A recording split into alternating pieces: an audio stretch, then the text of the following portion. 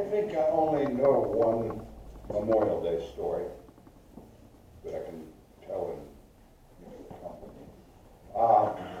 Seems like there was a big Methodist church in downtown Chicago, and they had a perpetual plaque in their foyer with all of their fallen service people in it. And big wooden bronze plaque with all the names on it. And there was a little 8-year-old boy that came in with his mom and dad. He was looking up at this plaque, and it was an awesome plaque. It was big. He was looking at it, and the minister was standing there. He said, what do you think of that? He said, well, who are all those people?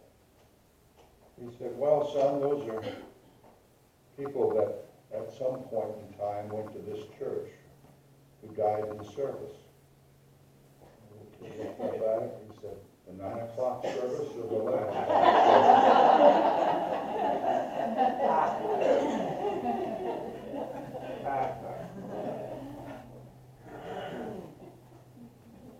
I'm not going to talk a whole lot about our service people today.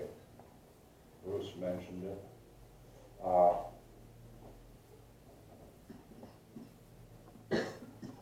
Only to say that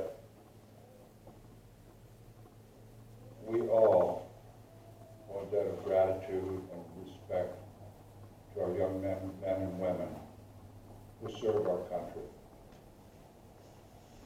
And that's why they joined, is to serve our country. When I see the memorials, I become personally very angry that as a global society, we still cannot live in some sort of peaceful harmony. And I become very angry, and I use that anger to incite me to get on my soapbox as often as I can about how futile violence and force is. And I've said that, you've heard me say that, so that's all I'm going to say today. I'm going to expand our awareness of Memorial Day. And like I was talking with Coy, for us to think about the people who have been in our lives, and what was that purpose? What was the purpose they were part of our lives? Because a lot of theologians and philosophers say that everyone comes into our life for a reason, either to give us a lesson or receive a lesson. I'm going to share a few memories that I have, and maybe they will trigger something in your thought process about someone who you've known in the past. Members of this very congregation, I'm going to talk first about two couples, Bill and Pat Eckert, and Cecil and Lillian Dixon. And Cecil was Bonnie's brother. When I first came here about 18 years ago, August 20th, like, it was a real special day in my life. The following Saturday, which would have been August 26th, 2000, I came to help do some yard work. And at that point in time, for years, the Dixons and the Eckerts showed up virtually every Saturday morning, along with other people. But those 4 people showed up. And the gals would be a trimming and a sweeping and a cleaning and just doing stuff. And those 2 men, who at that time were in their 70s, every Saturday mowed either the front yard or the backyard with a push reel mower. When they got to the point where it was too difficult, I came one Saturday, I was in my 50s, to push that mower. The next week we hired a lawn service. Now Dean takes care of it. Christopher did for a long time. We got a new lawnmower. You have to push it, but it's power. But those two men and those two women worked here every Saturday for years and years. And this isn't something I would normally share, but they're gone. But I'm going to share it to you just for something to think about. Every single week, whether they were here or not, each one of those families put a $50 check in my basket for years and years. And they were just folks, working people living on Social Security. What did those people teach me? Commitment and reciprocity. They taught me the value of tithing. They always had enough. They had wonderful families. And they were stewards of this property.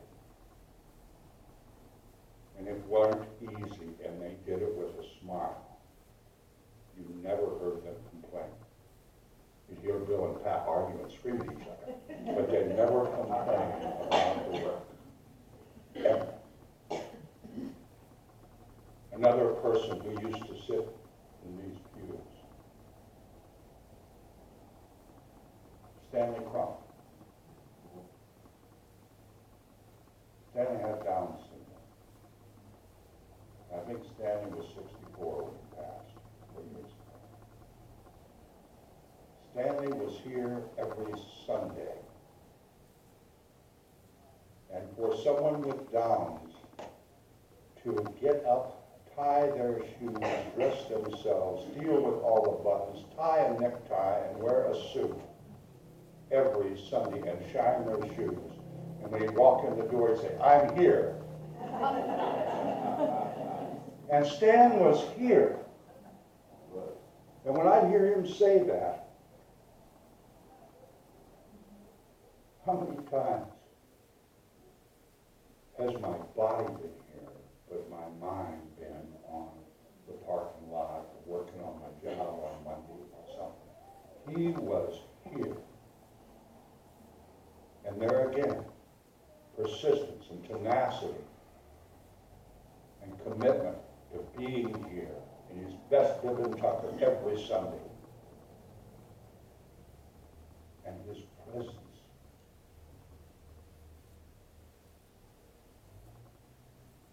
Jim Simons. Jim was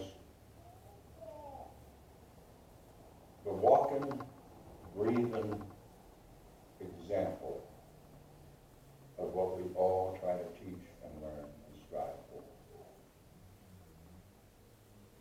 He shared his time, his talent, his thought, and his treasure. He accepted everyone. I never, ever heard him speak an angry word.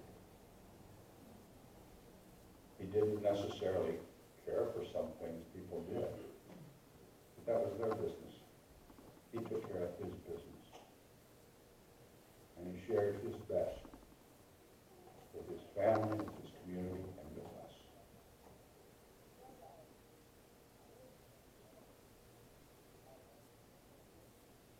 That's the people that I'm sharing some memories and what I feel they brought into my life. And each of you, I urge you to think about people that have been in your life that aren't. And what was that purpose?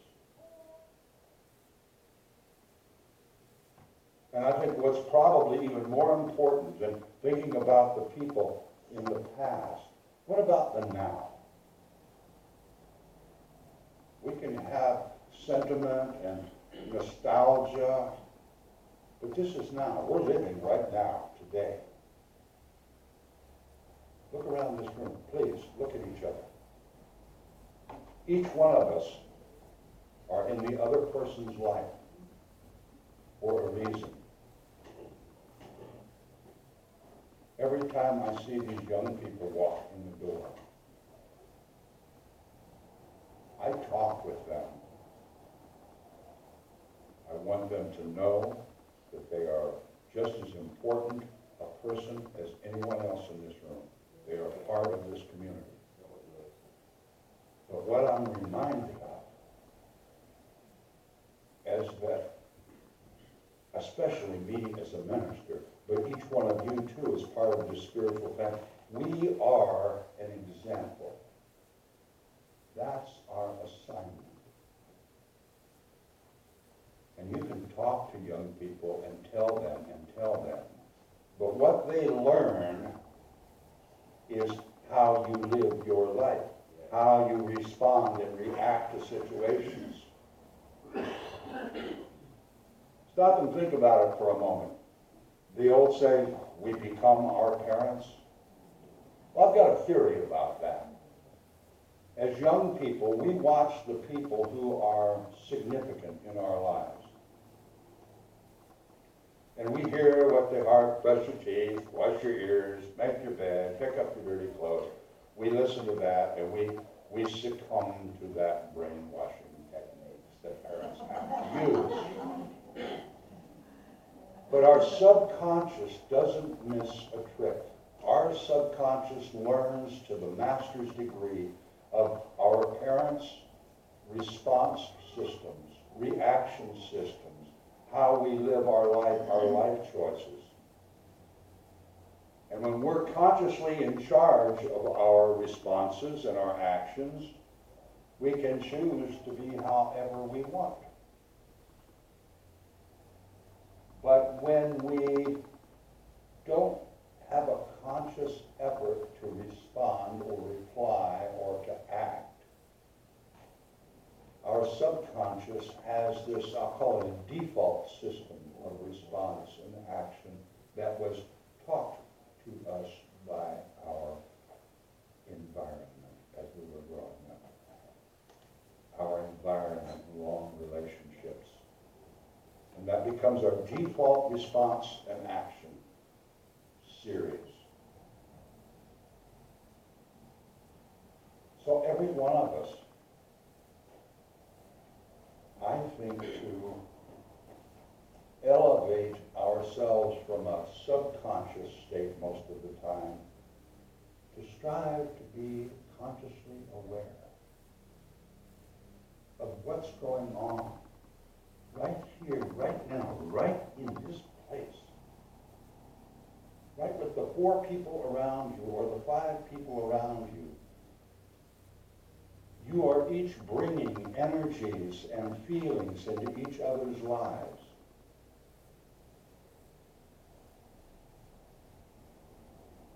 Take a look at that. Chew that up a little while. Everything we say or do, everything we think, like Vivian says, take thoughts or things, has significant impact on other people, on our community, on our universe, on the consciousness of our entire world. Memorial Day. Remember the experiences and the people and what they gave to your life, what they took from your life. One of the quotes, I think, says, people come into your life to be a lesson or to teach you something, or maybe they come into your life to learn something from you. We are all examples, especially to our young people, especially to people who look up to us and respect us. I sure got to think about that a lot.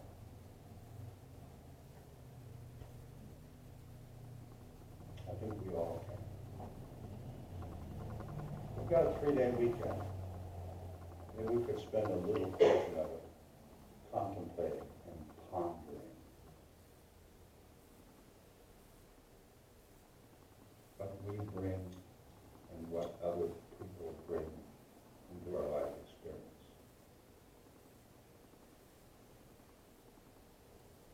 And I think if enough of us on this planet would consider that.